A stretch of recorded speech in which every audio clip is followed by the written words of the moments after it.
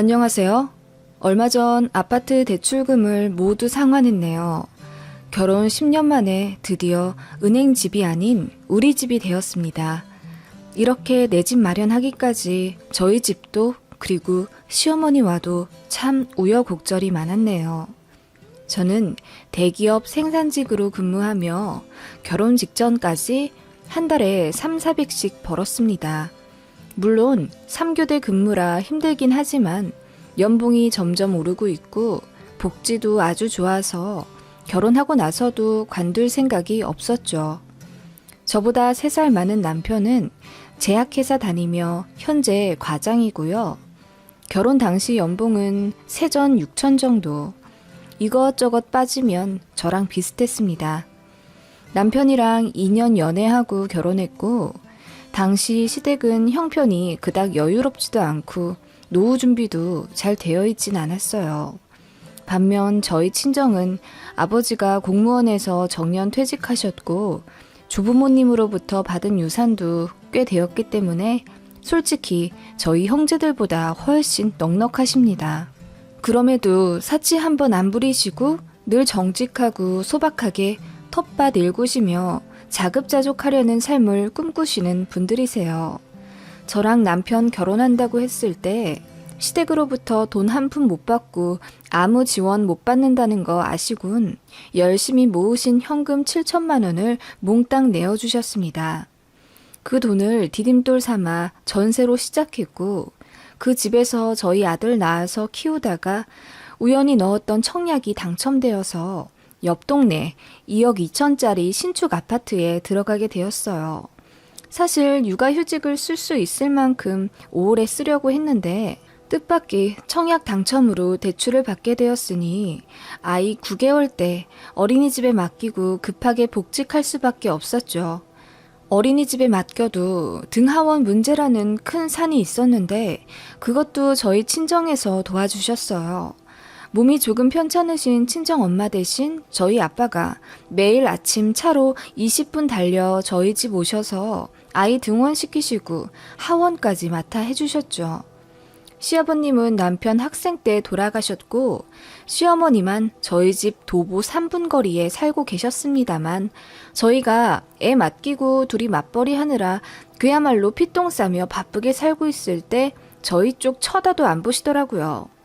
어머님은 문화센터 다니시며 캘리그라피도 하시고 성인 가요 동호회 인가도 들으셔서 주말마다 강당 가시더라고요.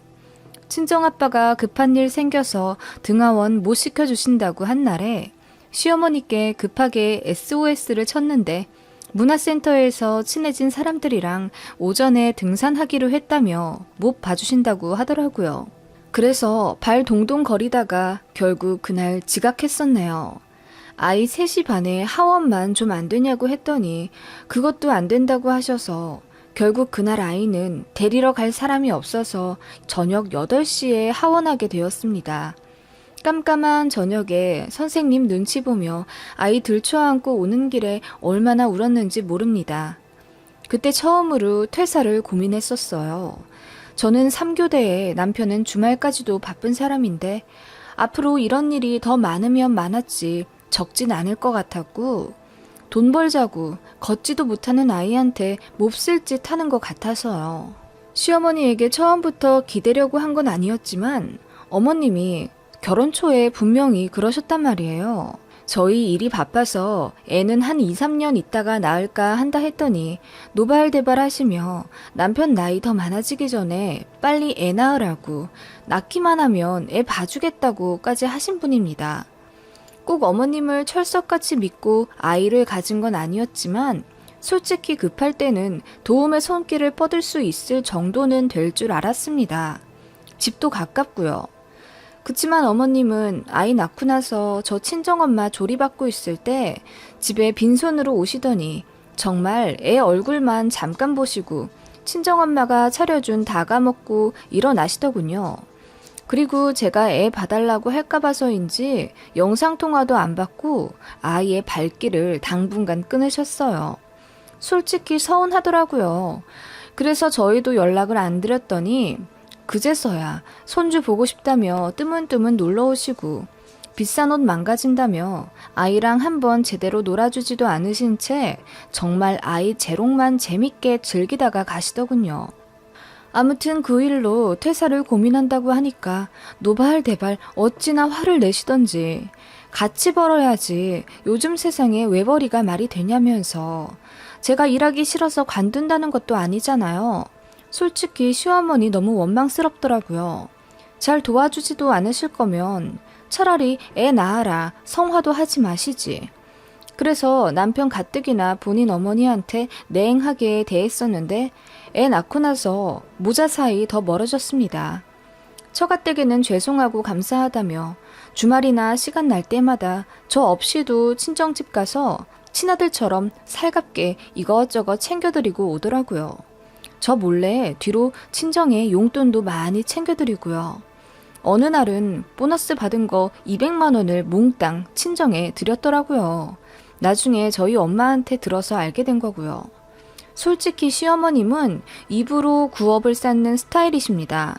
제가 아이 낳은 지 2달도 안 되었을 때 빨리 출산 휴가 끝내고 복직하라고 야단이시더군요. 남편 혼자 돈 벌게 하고 집에 앉아있으면 엉덩이 안 간지럽냐는 겁니다. 제왕절개해서 그 켈로이드 흉터가 덧나서 피고름이 나고 일주일에 한 번씩 드레싱 받으며 재수술 받을 정도인데 아직 회복도 덜 된 몸으로 일하러 나가라 등 떠미시는 게 말이 되나요? 조리원도 돈 빽 들여서 갔으면 되었지. 무슨 2달째 쉬고 있냐? 요즘 여자들은 정신력이 없어서 문제야. 나 때는 애 낳고 바로 밭에 나가 일하고 공장 나가 미싱 돌리고 다 했어. 그러면서도 시부모님, 시할머니 다 모셨지. 어머님, 그땐 그때고 지금은 지금이잖아요. 어머님, 조리원은 남들 2, 3주 하는 거 저도 돈 아낀다고 일주일만 있다 온 거예요. 그리고 제가 몸이 다 회복된 것도 아니고요. 회사에서 정당하게 주는 출산휴가 아직도 많이 남았는데 어머님이 왜 그러세요? 네 남편 혼자 일하면서 기저귀값 버는 게 딱해서 그렇지. 너도 아들 낳았으니 나중에 내 맘 다 알 거다. 전 죽었다 깨어나도 어머님 맘은 모를 것 같네요. 결혼하고 나서 어느 순간부터 저도 솔직히 할 말은 하게 되었기에 어머님이랑 트러블이 종종 있었습니다. 제가 보기엔 아닌 건 아니라고 말했고 어머님 뜻대로 순종적으로 굴진 않았어요. 어머님은 신혼 때 저한테 초장에 길을 잡기라도 하듯 툭하면 시댁으로 호출해서 밥 먹으러 오라고 하시군 막상 가면 장도 안 봐놓으셨습니다. 저보고 밥 차리라 이거죠. 저는 결혼 초반에는 시어머니께 정말 잘하는 며느리 되려고 노력했었고 원래 성격이 좀 싹싹한 편이라 어머님도 잘 챙겨드렸어요. 그런데 퇴근하고 나서 2-3번 그렇게 장보고 저녁 차려드리는 일을 하니까 이건 아니다 싶은 거죠. 솔직히 하루 종일 쉬고 계신 시어머니 저녁을 일하고 온 며느리가 장바구니 땀 뻘뻘 흘리며 들고 와서 차려드리는 게 말이 안 되잖아요. 남편은 처음에 무슨 상황인지 몰랐다가 나중에 알게 되고 시어머님 댁을 완전히 뒤집어 놓았죠. 다신 이렇게 며느리 부려먹으면 얼굴 안 보고 살겠다고 으름장을 놓는 바람에 시어머니가 충격 먹고 한 3개월을 연락 안 하시다가 제 임신 소식에 서로 좋게 좋게 화해했었던 일이 있었습니다. 그럼에도 불구하고 어머님의 막말은 좀처럼 수그러들지 않으시더군요. 남편이 한 번씩 그러지 좀 말라고 난리치면 살짝 잠잠하시다가 저만 있을 때 주로 그러셨어요. 결혼 전에는 그냥 무난한 시어머니상 같았는데 결혼하고 나서 어디서 무슨 소리를 들으셨는지 제 귀를 잡으려 하고 전에 없이 우리 아들 소리를 더 많이 하시더라고요. 남편은 제발 그러지 좀 말라고 하고요. 결혼 전엔 안 그러던 분이 왜 저러나 모르겠다며. 저는 처음에 어머님 하시는 말씀과 행동에 사사건건 스트레스 받았었고 그 때문에 위경련도 와서 응급실 간 적도 있습니다. 그래도 어머님은 딱히 변화가 없으셨고요. 어머님 신경 써봤자 나만 손해다 라는 생각에 그 이후론 어머님이 무슨 말을 하든 한 귀로 듣고 흘렸어요. 부당하게 대우하시고 시켜먹으려 하시는 건 제가 상황 잘 봐서 다 거절했고요. 어르신이라 도움이 필요한 건 어쩔 수 없기에 젊은 사람 손 필요한 일들은 흔쾌히 도와드렸죠.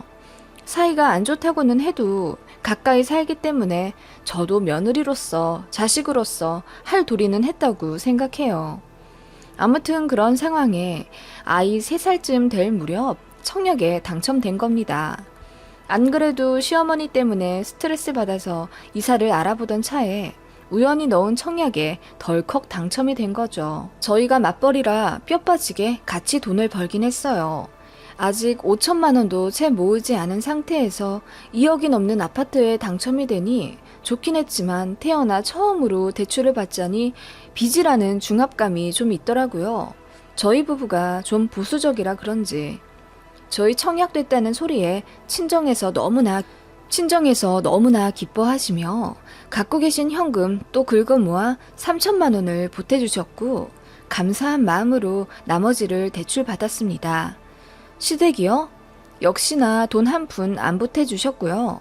청약되었다는 소리에 처음에 하시는 말씀이 대출 갚아야 하니 저 아무리 힘들어도 일 절대 관두면 안 되겠다고 하시더군요. 그리고 몇 평이냐, 방은 몇 개냐 물어보셔서 방 3개라고 말하니 꼬치꼬치 여쭤보시더라고요. 안방에 드레스룸도 딸려있고 화장실도 있다고 하니 그럼 합가해서 본인이 그 안방 써도 되겠냐 물으시더군요. 그 말에 남편이 더 당황해서 평소에 아이 한 번 안 봐주시고 도움 안 주시더니 새 아파트 살고 싶어서 그러신 거냐 하며 어머님께 서운하다고 뭐라 말하더군요. 장인 장모님께서는 항상 우리 잘 살라고 물심양면 힘 닿는 데까지 도움 주시는데 엄마는 뭐냐며 화를 냈더니 시어머니가 잔뜩 기 죽으셔선 그 다음부턴 합가 얘기 꺼내지도 않으시더군요. 그렇게 시간이 많이 지나 아파트에 입주하게 되었어요. 꿈에 그리던 새 아파트였고 아이는 많이 커서 유치원에 다니고 저는 3교대에서 낮에만 일할 수 있는 다른 부서 라인으로 바뀌게 되었습니다. 더는 친정아빠 도움 안 받아도 돼서 너무 좋더라고요. 그렇다고 해서 과업 시간이 줄어든 건 아니었고 단지 시간만 조정이 되는 거라 일이 안 빡센 건 아니었지만 제 손으로 아이 등원시키니 좋더라고요. 근데 퇴근하고 나면 진짜 파김치가 되었습니다. 너무너무 힘들었어요. 어머님은 한 달에 한 번 정도 저희 집에 오셔서 1박하고 가셨습니다. 새 아파트라서 그런지 내부도 좋고 주경도 좋다 하시며 여기 시니어 클럽, 그러니까 노인정 같은 곳이 있는데 거기 분들이랑도 친해지시더니 정말 저희 집에 거의 눌러 앉으시려고 하시는 걸 남편이 강력하게 차단해 겨우 한 달에 한 번 정도로 막았어요. 어느 날 어머님이 저희 출근 준비하시는 걸 유심히 보시더니 며칠 뒤 제게 이러시는 겁니다.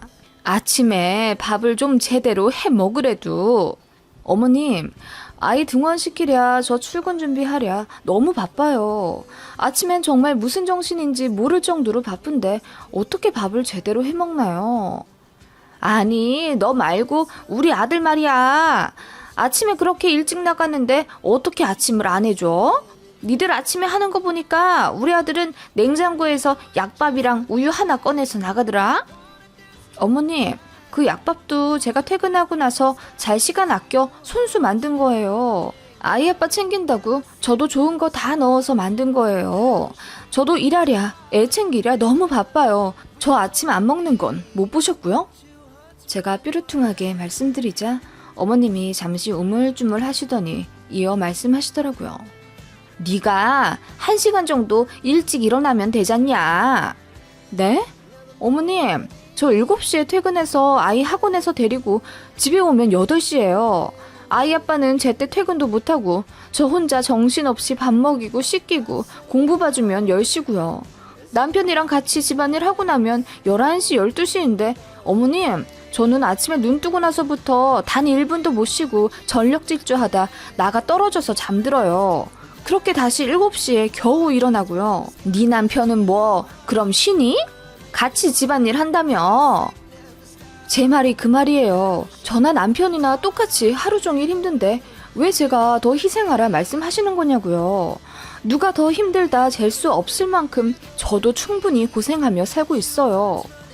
제 말에 어머님은 더는 할 말 없으신지 그냥 쩝 소리만 내시다가 이어 말씀하시더라고요. 그래도 네가 여잔데 집안일 더 하는 것도 맞고 네 남편 아침 차려주는 것도 맞다. 밤에 남편 집안일 시키지 말고 그냥 재워. 네가 더 해야지. 그래야 남편이 푹 자서 사회생활 잘하지. 어머니, 저는 사회생활 안 하나요? 저도 낮에 정신 똑바로 차리고 이래야 하는 사람이에요. 어머님 진짜 너무하시네요. 제가 언성을 높이자 어머님은 더 소리를 지르시대요. 남자랑 여자랑 어떻게 같냐? 좌우지간 네가 1시간 늦게 자고 1시간 일찍 일어나서 우리 아들 아니 네 남편 좀 챙겨. 어머님의 막무가내 말씀에 저는 어안이 벙벙해서 그만 헛웃음이 났고 말이 안 통하는 시어머님이랑 더 이야기하고 싶지 않아졌습니다. 어머님은 집에 가셨고 저는 남편 퇴근하자마자 시어머님이 하신 말씀을 그대로 전달했죠. 어머님이 내가 당신보다 1시간 더 늦게 자고 1시간 더 일찍 일어나라 하시는데 당신 어떻게 생각해? 당신도 그렇게 생각해? 그 말에 남편이 못 믿겠다는 듯 헛웃음을 치더니 뭐? 그러다 당신 죽어. 아님 내가 이혼당하거나. 엄마는 아무래도 날 호래비 만들 생각이신가 봐. 하며 농담을 했고 제가 장난 아니고 어머님이 정말로 그렇게 말씀하셨다고 자세히 말하니까 얼굴이 울그락불그락 되어선 이젠 더는 못 참겠다고 하더군요. 그 자리에서 남편이 시어머님께 스피커폰으로 전화를 걸었고 시어머님이 전화를 받자 남편이 언성 높여 말했습니다. 엄마, 와이프한테 1시간 늦게 자고 1시간 일찍 일어나서 내 밥 해주라고 했다는 게 사실이야? 그래, 바보 등신 같은 놈. 결혼해서 아침 한 끼 못 얻어먹고 뭐 하는 거냐? 바보 등신 같은 놈 하나 더 있었네. 우리 아버지. 뭐? 이놈의 자식이 돌아가신 아빠한테 무슨 말이야? 우리 아버지도 아침 못 얻어먹고 다녔으니 바보 등신이시겠네? 심지어 엄마는 평생 전업이었잖아. 일 한 번 안 했으면서 우리 아버지보다 먼저 자고 아버지보다 늦게 일어나셨잖아. 그건 왜 그랬어? 남편의 그 말에 시어머니는 우물쭈물 아무 말 못하시더라고요. 남편이 이어 말했어요. 엄마가 엄마 인생 산다는 핑계로 나까지 방치하며 돌아다니시니 아버지는 퇴근하고 나서도 허리 한번 못 펴고 세탁기 돌렸고 아침에도 내 밥 차려서 보자기 씌워놓고 나가셔서 그 새벽에 비가 오든 눈이 오든 아빠는 새벽 5시에 일어나서 당신 아침은 안 드셔도 내 밥은 그렇게 차려놓고 나가셨다고. 엄마는 방에서 코 골고 주무실 동안 남편은 어느새 감정에 휩싸여 눈물을 흘린 채 소리를 지르고 있었습니다. 엄마, 우리 와이프가 나한테 그렇게 했으면 좋겠어? 그래서 우리 아버지처럼 과로사 했으면 좋겠냐고, 어? 그 말에 시어머니가 같이 울음을 터뜨리시며 하나뿐인 아들놈이 말로 지 엄마 죽인다며 오열하시더군요. 나쁜 자식아, 왜 네 아빠 얘기를 꺼내서 이 엄마 가슴에 칼을 꽂아. 그래, 엄마 때문에 아빠 죽었다. 됐어? 이제 속 시원해?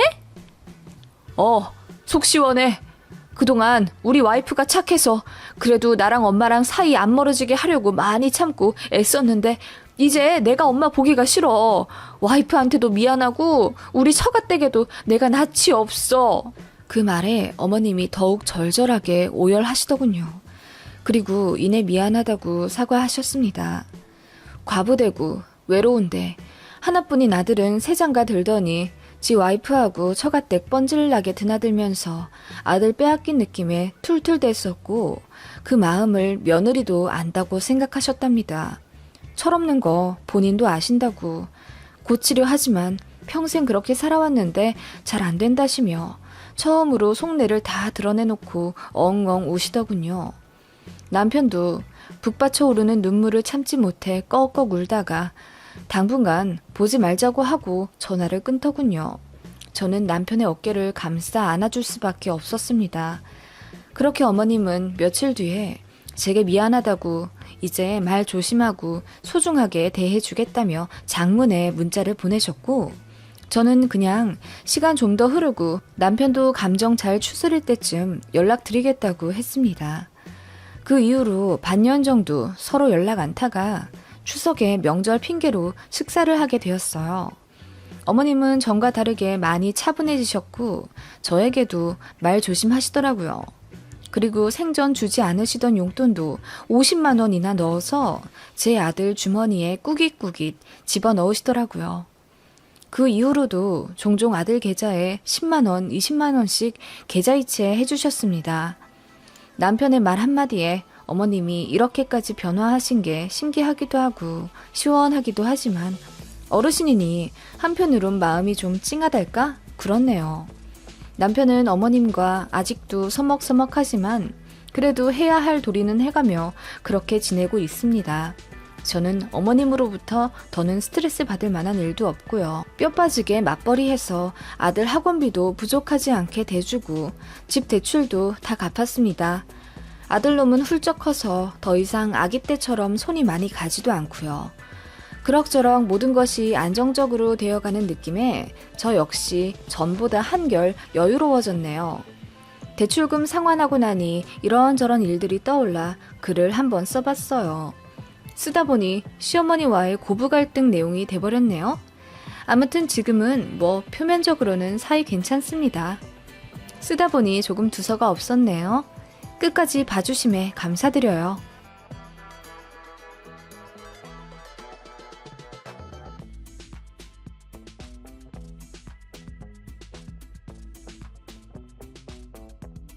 아줌마, 애들 옷에서 우리 강아지 오줌 닦는 걸레 냄새가 나네? 반지하 사는 거 티내는 거야? 하고 혼자 깔깔 웃던 어느 부잣집 사모님의 악마 같은 얼굴이 비를 퍼붓는 장마가 되면 이따금 떠오릅니다. 20년 전 그날은 비가 유난히 많이 오던 날이었습니다. 저는 중학교 3학년이었고 바쁜 엄마를 대신해 남동생을 케어하며 학교 다니고 열심히 공부하던 어느 가난한 집 딸이었습니다. 남동생은 저보다 3살 어렸고 곧 초등학교 졸업을 앞두고 있던 꿈이 많은 소년이었죠. 저도 공부를 꽤 잘했지만 남동생은 어릴 때부터 유난히 똘똘하더니 전문기관 IQ 검사에서 상위 1%라는 결과를 얻은 인재였습니다. 제 동생은 타고난 지능 때문인지 지적 호기심이 많아 초등학교 내에 있는 작은 도서관은 이미 섭렵한 상태였고 제가 다니는 중학교에서 교장 선생님의 특별 허가를 받아 교내 도서관을 드나들 수 있는 유일한 외부인이었습니다. 가끔 교무실에 들어와 저희 수학 선생님한테도 모르는 문제를 물어보기도 했고요. 아마 저희 집이 찢어지게 가난했고 남동생이 특수한 인재였기 때문에 학교에서 넓은 아량을 베풀어 주셨던 것 같아요.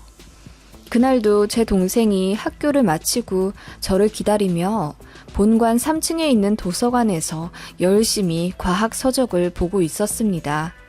저를 얌전히 기다리고 있을 남동생 생각에 급하게 구역 청소를 마치고 도서관에 달려가 동생을 데리고 집에 갈 준비를 하고 있었죠. 그날따라 비가 정말 많이 오더라고요. 우산 빌릴 데가 여력치 않아 남동생이랑 그냥 뛰어가자고 했습니다. 그날따라 남동생은 가방에 과학 잡지를 가득 빌려와 넣어놨고 그 책이 젖으면 돈 물어줘야 한다며 울먹울먹 싫다고 하더군요. 저는 곰곰이 생각하다가 학교 공중전화로 엄마에게 전화를 걸었습니다.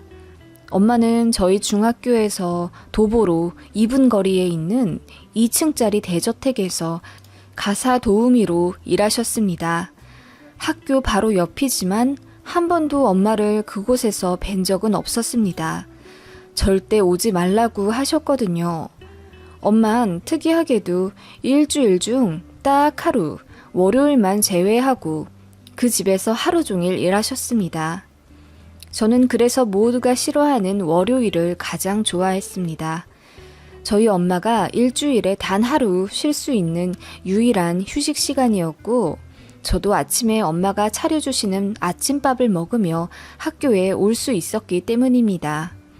아무튼 엄마에게 전화를 거니 엄마가 조금 고민하시더니 그럼 일하는 집으로 잠깐 와서 우산만 받아가라고 하시더군요. 학교 경비 아저씨에게 비닐을 하나 얻어서 남동생 가방을 단단히 싸고 빗속을 뛰어가 엄마가 일하는 대저택으로 갔습니다. 배를 누르니 엄마가 급하게 나오시군 우산을 건네주시더라고요. 이 우산 쓰고 어서 가. 엄마 바빠서 바로 들어가 봐야 돼. 엄마, 나 목마른데 물 좀 먹고 가면 안 돼? 급식이 너무 짰는데 계속 물을 못 먹었어. 야, 그럼 아까 말했어야지. 학교에서 먹고 오게. 아까는 책 읽느라 정신이 없어서 그만. 남동생의 목마르다는 소리에 엄마는 또 한 번 고민하시더니 그럼 잠깐 기다리라며 물을 떠오셨습니다. 쫄딱 젖은 저희이지만 엄마는 절대 집 안으로 들이지 않으셨습니다. 그렇게 비 맞은 생쥐가 되어 대문에서 비를 피하며 집안을 살짝 들여다보는데 어찌나 으리으리하던지 대리석 바닥을 저는 처음 보았어요. 베이지색 마블링이 번쩍번쩍 광이 나는 그 바닥에 비친 샹들리에 조명이 정말 눈부셨고 집안은 동화책에 나오는 것처럼 으리으리하더군요. 한쪽엔 나홀로 집에 영화에서나 보던 벽난로도 있었고요. 엄마는 그렇게 급하게 물을 한 잔 떠와 남동생에게 먹이시군 어서 집에 가라고 재촉하셨습니다. 그때 2층에서 어떤 여자가 고급스러운 강아지를 안고 내려오더군요. 엄마가 그 여자 인기척 소리를 듣고 크게 놀라시며 죄송하다며 사과하시길래 저희는 꿀먹은 벙어리처럼 아무 말도 못한 채 얼어 있었습니다. 그 여자가 저희를 뚫어지게 응시하며 천천히 내려오더니 엄마와 저희를 째려보시더군요. 정말 매섭도록 무서운 그 정색에 남동생은 제 손을 그저 꼭 잡고 서 있었고 당황해하는 엄마를 대신해 제가 입을 열었습니다. 죄송합니다. 제 동생이 너무 목마르다길래 여기 대문에서 물만 먹고 바로 가려고 했어요. 엄마도 빨리 가라고 하셨습니다. 지금 가겠습니다. 하며 제가 나갈 채비를 하자 그 여자가 저희 쪽으로 다가오더니 킁킁 냄새를 맡더군요. 그 모습에 엄마가 기겁을 하며 저희를 서둘러 밖으로 내보내시더군요. 그리고 저에게만 들리듯이 귓속말로 말씀하시며 등을 미셨습니다. 미안해 은경아. 엄마가 집에 가서 맛있는 거 해줄게. 동생 잘 챙기고 들어가. 그렇게 저희는 내쫓기다시피 밖으로 나왔고 등 뒤로 대문이 쾅 닫히는 소리와 엄마의 목소리가 들렸습니다. 아, 사모님 죄송합니다. 우리 막내가 목이 너무 마르다고. 그래서 지금 그 귀한 크리스탈 컵으로 먹이는 거예요? 그 컵이 그러라고 있는 줄 알아요? 더럽게! 하며 유리컵 깨지는 소리가 나더라고요.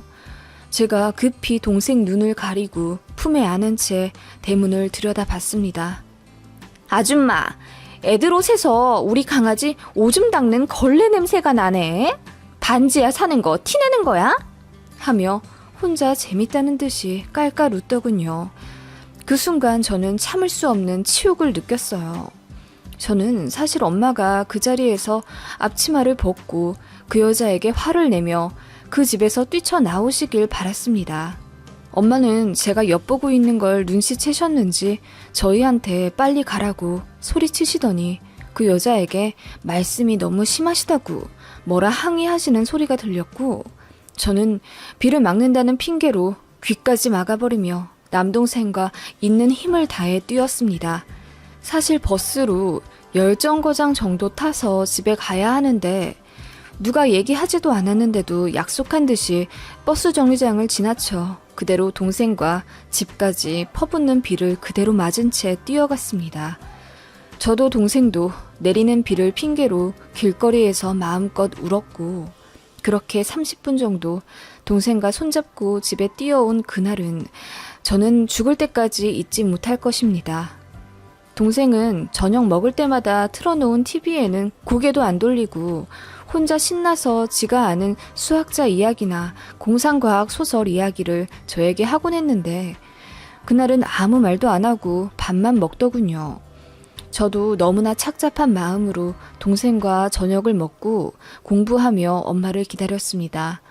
엄마는 저녁 8시 반 정도 되면 집에 오시는데 그날은 9시가 다 돼서야 오시더군요. 너무나도 수척하신 얼굴로 저희를 보며 애써 웃으셨지만 저와 남동생은 엄마를 보자마자 눈물이 터져 나올 수밖에 없었습니다. 이쯤 눈치채신 분들도 계시겠지만 저희는 아빠가 없어요. 아버지는 남동생이 5살 될 무렵 집을 나가셨어요. 모든 부분을 세세하게 말씀드릴 순 없지만 아빠가 돈 사고를 쳐서 빚을 잔뜩 엄마에게 넘긴 채 잠적했고 어느 날 제가 초등학교 5학년 될 때쯤 아빠가 이혼하겠다며 집에 찾아오셨습니다. 다른 지방에서 새 살림을 차리셨다며 미안한데 이혼해달라고 하셨고 엄마는 그런 아빠를 울부짖으며 마구 때리셨어요. 그저 이 난리가 빨리 끝나기만을 기다리는 듯이 건조한 표정으로 엄마에게 밀침 당하던 아빠 얼굴이 생각납니다. 저희에게도 어떤 눈길도 안 주셨죠. 그게 마지막이었어요. 엄마랑 아빠는 결국 이혼을 하셨고 집을 넘겨받았다는 이유로 양육비, 위자료 같은 거 한 푼도 못 받으셨습니다. 엄마 앞으로 빚은 3천만 원 지우고 전세는 4천만 원짜리였죠. 그때 엄마가 경찰서며 법원이며 여기저기 다니며 엄마 명의로 된 빚을 탕감하려고 노력했지만 아무 법적 보호를 못 받으셨습니다. 엄마는 여튼 그렇게 혼자 발 동동거리며 먹을 거 입힐 거 모두 저희에게 양보해가며 우리 남매를 키우셨고 빚과 생활비 때문에 전세금을 빼고 이사하기를 반복하다 결국 12평짜리 반지하에 살게 되었습니다. 저희는 반지하이지만 셋이 오붓하고 행복하게 서로를 의지하며 잘 살아가고 있었습니다. 조금 부족할 뿐이지 불행하단 생각은 해본 적이 없습니다. 엄마는 내내 전업주부셨기 때문에 하실 수 있는 일의 범위가 적으셨고 그나마 자신 있는 가사 도우미 일을 아빠가 집 나가고 반년쯤 뒤부터 시작하셨어요. 처음엔 저희한테 안 좋은 소문이 돌까봐 먼 동네에 가서 하셨어요. 그러다 엄마가 일을 잘 하신다는 입소문이 돌면서 엄마를 고용하려고 하는 집이 많아졌고 옮기고 옮기다 마침내 제가 다니던 중학교 근처에 2층 대저택에 1년 정도 일하고 계셨던 겁니다. 엄마는 그 집에 취직하고 나서 너무나도 힘들어 하셨어요. 일하고 집에 오시면 그래도 늘 웃으시곤 했는데 그 집에 다닌 이후부터는 몰라보게 수척해지시고 어느 한 곳을 응시하며 멍하게 계신다든지 무기력하게 시간을 보내실 때가 많았습니다. 제가 너무 힘들면 다른 일 다니시면 안 되냐 했더니 그 집이 난이도가 좀 있어서 그런지 다른 집에 2배로 수당을 쳐준다고 하더라고요. 별 다른 변수가 없으면 그 집에서 남동생 고등학교 졸업할 때까지 일하면 둘 대학교까지 넉넉히 보낼 수 있다고 지금으로선 그 집 말곤 다른 방법이 없다고 하셨습니다. 하지만 그날 저희 남매 앞에서 엄마가 받으신 수모는 너무나도 심했습니다. 저는 엄마가 들어오면 당장 그 집 관두라고 말씀드릴 생각이었죠. 엄마는 집에 오시자마자 빙그레 웃으시며 저희를 안아주셨어요. 그리고 명랑하게 말씀하셨죠. 얘들아, 놀랐지? 주인집 아줌마가 낯선 사람을 아주 무서워해. 그래서 그랬던 거래. 원래 자기 마음이랑 다른 말이 막 나오고 그러는 사람이야. 너희한테 많이 미안하대. 저는 엄마의 그 하얀 거짓말을 더는 믿을 수 없는 나이가 되었지만 제 동생은 어려서 그런지 좀 믿는 것 같더라고요. 엄마는 제가 꼬치꼬치 캐묻는 말에도 고개를 저으며 입을 굳게 다무시고는 저희에게 못 볼 꼴 보여서 너무나 미안하고 그 집 관둘 테니 엄마 걱정은 하지 말라고 하셨습니다. 오늘 있었던 일은 저희들한테도 큰 상처라 엄마도 참을 수가 없어서 관두겠다고 하셨다더군요. 그래서 딱 1달만 더 일해주고 다음 사람 구하면 바로 나오기로 하셨대요. 저는 엄마를 안아줄 수밖에 없었습니다. 남동생은 이내 오열하면서 엄마를 끌어안더니 미안하다고 하더군요. 내가 태어나서 아빠가 떠났고 자기가 머리가 너무 좋아서 엄마가 고생하는 거라며 엉엉 울더군요. 저희 셋 모두 서로를 끌어안는데 동생이 한마디 덧붙이는 말에 웃음이 터지고 말았습니다. 그리고 목마르다고 해서 미안해. 급식으로 나온 짜장밥이 너무 짰어. 미안해, 엄마. 저희는 귀엽고 순한 동생 덕분에 그렇게 웃었고 엄마는 그날 있었던 일은 그냥 아무것도 못 본 걸로 하자고 하셨습니다. 돈을 많이 벌려면 그만큼 대가를 치러야 한다며 엄마는 괜찮다고 하셨어요. 남의 돈 벌어먹는 게 그럼 쉽겠냐면서 엄마 믿고 저희는 저희 자리에서 최선을 다하는 게 도와주는 일이라고 아주 단호하게 말씀하셔서 저희는 그날 이후로 엄마한테 그 이야기를 더 할 수 없었습니다. 저희 엄마는 현명하신 분입니다. 저희가 물질적으로 부족하지만 어긋나지 않게 키우려 부단히 노력하셨던 분이에요. 그리고 며칠 뒤 퇴근한다는 엄마가 통 집에 오지 않으셨습니다. 9시가 다 되도록 전화도 안 받고 안 오시길래 남동생과 저는 걱정이 되어서 문 밖을 서성이다가 결국 택시를 타고 엄마가 일하시는 대저택으로 향했어요. 남동생 손을 잡고 그 집으로 가고 있는데 대저택 앞에 경찰차가 와 있더군요. 불안한 마음에 달려가니 팔에 붕대를 감고 옷에 핏자국이 묻어있는 엄마가 대문 쪽에 앉아 계셨습니다. 저희가 울부짖으며 엄마를 부르며 달려가니 엄마가 놀란 토끼 눈을 하고 저희를 보시더니 이윽고 눈물을 흘리셨습니다. 그렇습니다. 그 미친 여자가 엄마에게 별것도 아닌 걸로 꼬투리 잡으며 난폭하게 히스테리를 부렸고 엄마가 한 달 안 채우고 그냥 지금 나가겠다고 하자 거칠게 잡아 엄마를 내동댕이 치고 화병을 엄마에게 집어 던졌다고 하더라고요. 그래서 엄마가 경찰에 신고를 한 거였다며. 그 와중에 그 여자는 집안에서 고고하게 앉아있는 게 창문 밖으로 보였고 경찰들은 그 여자가 판사 와이프라는 걸 알아서 그런지 설설 기더군요. 저희가 엄마를 부축해 병원에 먼저 가자고 하려던 찰나 경찰복을 입은 팀장이란 사람이 오더군요. 그리고 엄마랑 얘기하겠다며 저희에게 자리를 피해달라고 한 뒤 10분가량을 엄마에게 열심히 무언가를 설득하더니 엄마가 고개를 끄덕이고 저희에게 오셔선 집에 가자고 하시더군요. 힘없이 웃으며 그 여자 콩밥 먹을 테니 걱정 말라고 하시더군요. 잘 몰랐던 저는 우리 엄마 때린 그 여자가 그렇게 경찰서에 끌려간 줄 알았는데 아니더군요. 그건 엄마의 거짓말이었습니다. 나중에 알기로 엄마는 500만 원에 합의하기로 하셨어요. 어차피 판사 집안이라 모든 게 저희한테 불리하다고. 그 판사라는 남편이 이미 담당 팀장에게 잘 조율시키라고 말해 두었나 봐요. 신고를 하더라도 증거도 없고 저쪽에서 무고죄로 역고소하면 엄마만 더 피해볼 거라며 현실적으로 지금 돈 줄 때 합의하는 게 자식들한테도 좋을 거라고 반협박을 한 거죠. 엄마는 그렇게 저희를 위해서 그냥 조용히 합의를 하셨던 겁니다. 나중에야 알게 되었지만 그 집 사모님이 가정부들한테 악명 높기로 지역에서 유명하다더군요.